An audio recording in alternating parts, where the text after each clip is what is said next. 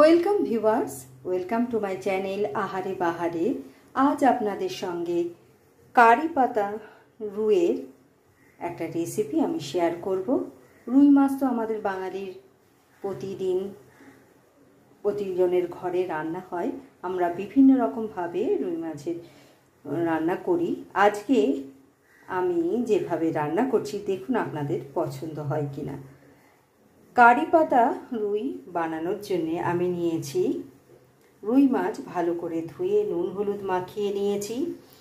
ফোড়নের জন্যে নিয়েছি শুকনো লঙ্কা ও কালো সর্ষে, নিয়েছি একটু গোটা জিরে, নুন হলুদ, আর নিয়েছি একটা মাঝারি সাইজের পেঁয়াজ ছোটো টুকরো করে কেটে নিয়েছি, আর নিয়েছি 4 কোয়া রসুন, নিয়েছি কারি পাতা, টমেটো বাটা, আর নিয়েছি কোকোনাট মিল্ক পাউডার। আমি এখানে ম্যাগি কোকোনাট মিল্ক পাউডার ব্যবহার করেছি, আপনারা কিন্তু ফ্রেশ নারকেলের দুধও ইউজ করতে পারেন।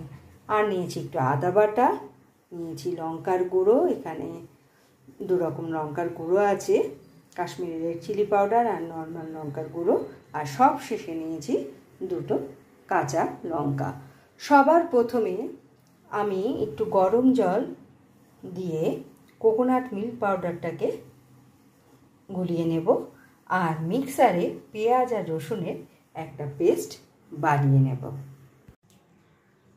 রান্নাটা করার জন্যে কড়াই গরম করে আমি সর্ষের তেল দিয়েছি, তেলটা আমার গরম হয়ে গেছে। এবারে মাছগুলো আমি ভেজে নেব।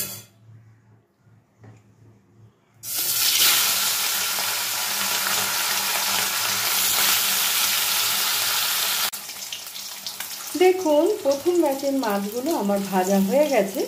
এবার বাদবাকি মাছগুলো আমি এইভাবে ভেজে নেব। মাছগুলো আমার সব ভাজা হয়ে গেছে। এবার মাছ ভাজা তেলের মধ্যে সবার প্রথমে আমি শুকনো লঙ্কা আর সর্ষেটা ফোড়ন দেব। সর্ষেটা একটু ভাজা ভাজা হয়ে গেলে এর মধ্যে আমি জিরেটা দিয়ে দেব, আর কয়েকটা কারি পাতা আমি এর মধ্যে দেব। বাদবাকি কারি পাতাটা আমি পরে ইউজ করব। কারি পাতা থেকে ভালো গন্ধ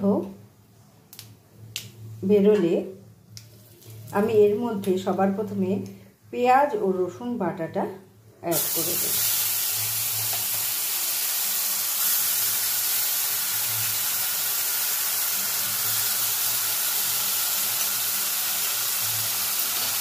আর পেঁয়াজ রসুন বাটাটা তেলের মধ্যে একটু নাড়াচাড়া করে নিয়ে আমি এর মধ্যে রান্নায় প্রয়োজনীয় নুন আর হলুদটা দিয়ে দেব।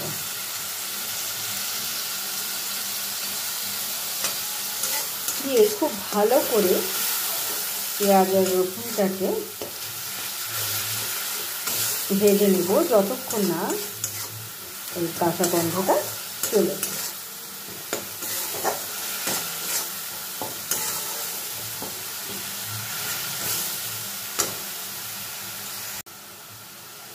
দেখুন পেঁয়াজ রসুনটা আমার ভাজা ভাজা হয়ে গেছে।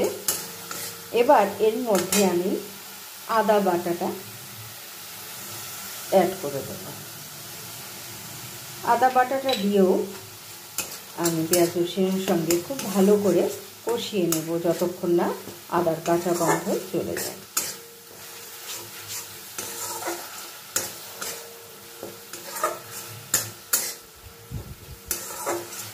আদার কাঁচা গন্ধ গেলে আমি এর মধ্যে টমেটো বাটাটা অ্যাড করে দেব।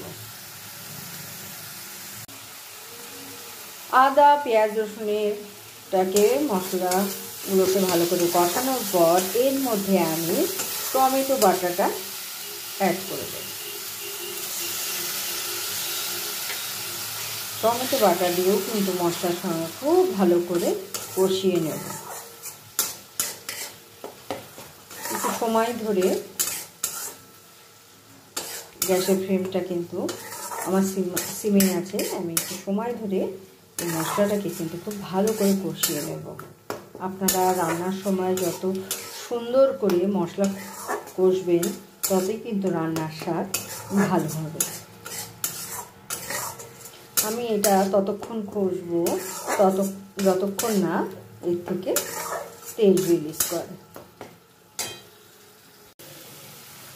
দেখুন মশলাটা আমার প্রায় কষানো হয়ে গেছে, চারিপাশ থেকে তেল রিলিজ করা শুরু করে দিয়েছে। এবার এর মধ্যে আমি লঙ্কার গুঁড়োটা অ্যাড করে দেব। আর একটু গুঁড়ো মশলা যেহেতু দিলাম তাই একটু জল আমি এর মধ্যে দিয়ে দেব।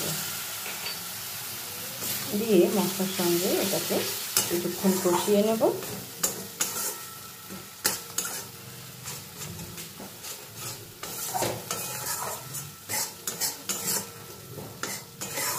আমার মশলা কষানো প্রায় কমপ্লিট। এবার আমি এর মধ্যে গরম জল দিয়ে গুলিয়ে রাখা কোকোনাট মিল্ক পাউডারটা অ্যাড করে দেব। গ্যাসের ফ্লেমটা কিন্তু আমার সিমেই আছে।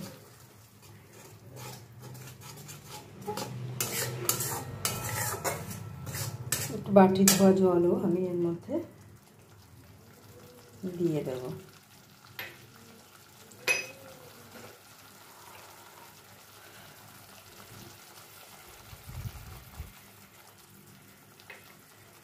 দিয়ে মশলার সঙ্গে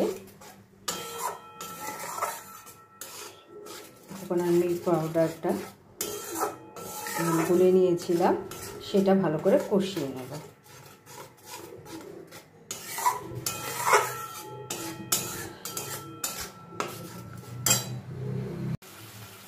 দেখুন মশলাটা আমার পুরো কষানো হয়ে গেছে। এবার আমি এর মধ্যে অল্প জল অ্যাড করে দেব গ্রেভির জন্য।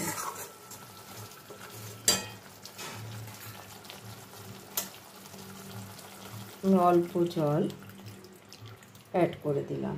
আর এর মধ্যে দুটো কাঁচা লঙ্কা আমি দিয়ে দিলাম।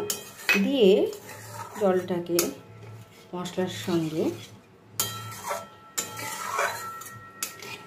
আর একটু সামান্য জল আমি এর মধ্যে দেব। দিয়ে এবার ঝোলটাকে ফুটতে দেব। তার জন্য আমি এটাকে ঢেকে দেব। কিছুক্ষণ পর আমি ঢাকনাটা খুলে নিলাম। দেখুন ঝোলটা আমার ফুটে গেছে।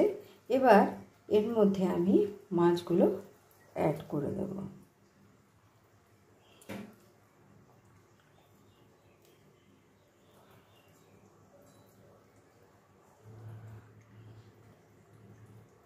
মাছগুলো সব অ্যাড করার পর এর মধ্যে যে বাদবাকি কারি পাতাটা আমি রেখেছিলাম সেগুলো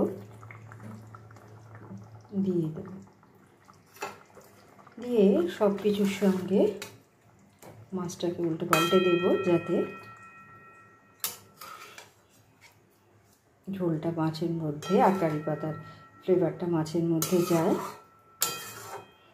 এবার আমি কিছুক্ষণের জন্য আবারও এটাকে ঢেকে দেব। আমার রান্নাটা প্রায় কমপ্লিট।